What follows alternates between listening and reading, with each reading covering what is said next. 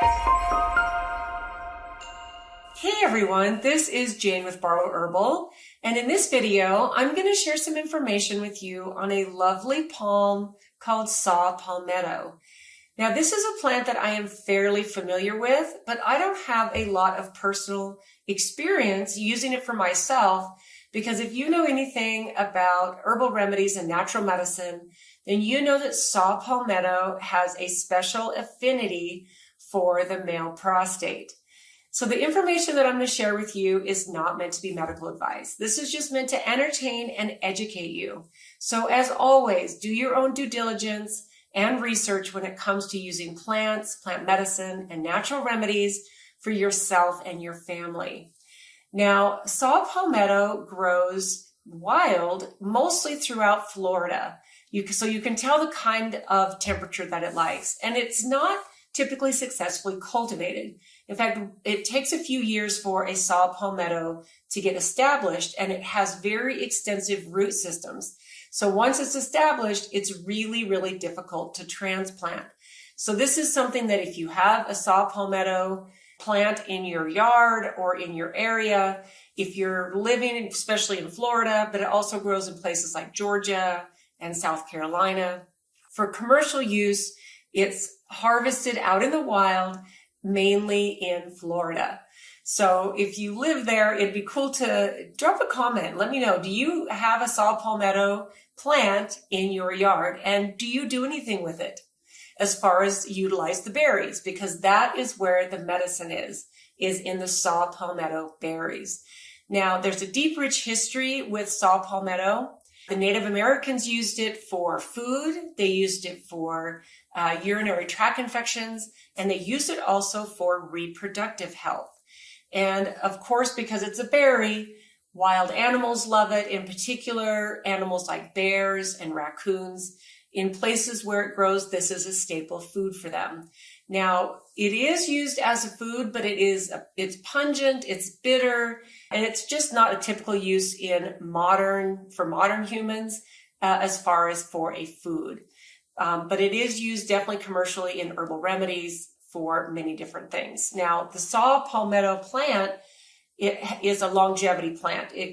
There are plants that are known to be up to 500 years old. So once this plant gets established, you've got a saw palmetto plant that you can harvest the berries from for many, many centuries, which I love.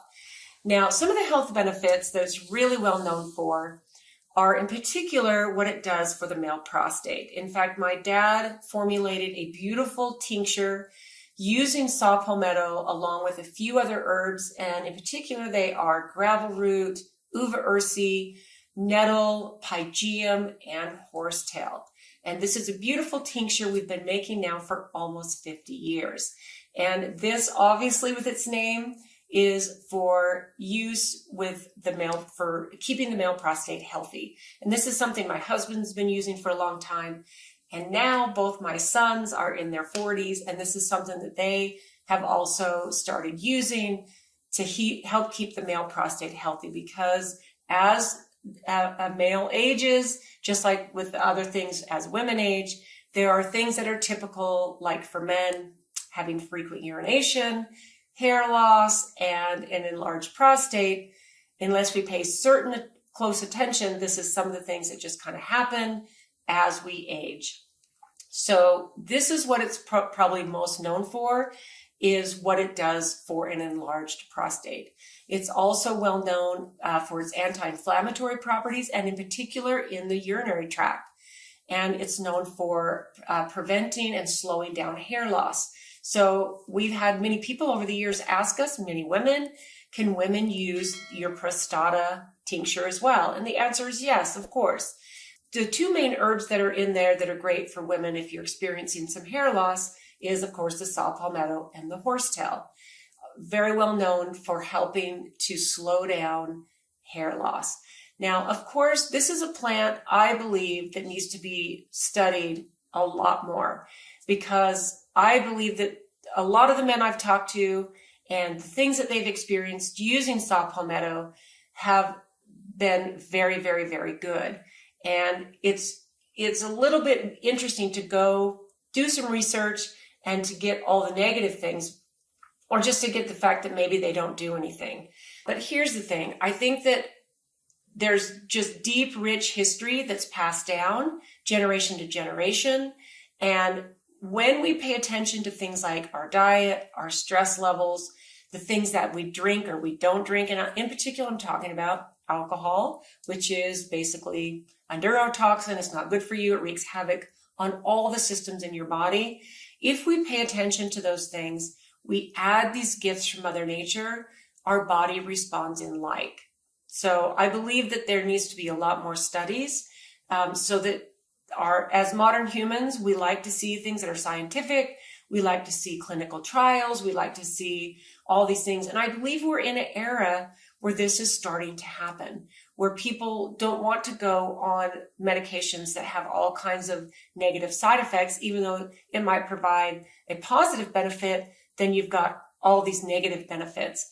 And while I'm talking about that, remember that all humans are different and plant medicine is powerful. There might be some side effects that you might experience.